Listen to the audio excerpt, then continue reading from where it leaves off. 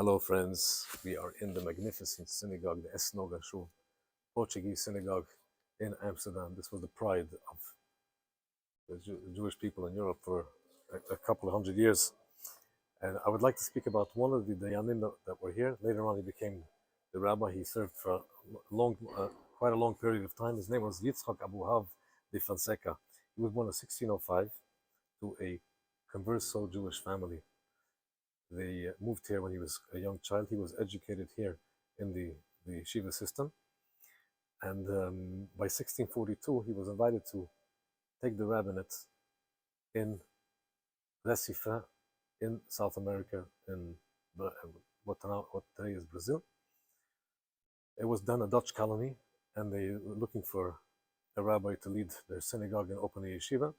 So he traveled there in 1642 to America from Amsterdam, and he was the Dayan there for 12 years. In 1654, through the instigation of a Catholic priest, the Portuguese decided to take over the Dutch colony, and they fought a big battle, and the Jews tried to help the Dutch retain the Recife, but in 1654 they surrendered, not before getting a commitment from the Portuguese that they'll let the Jews leave.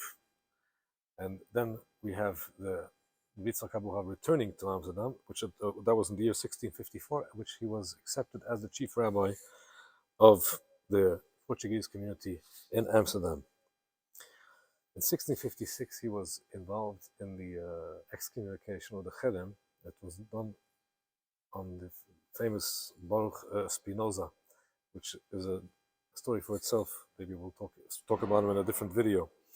And then 1666, he was involved in denouncing Shabtai because he was one of his supporters for a long time. But when Shabtai Yimach Shemai was converted to Islam, then he renounced him very strongly here in the community of Amsterdam.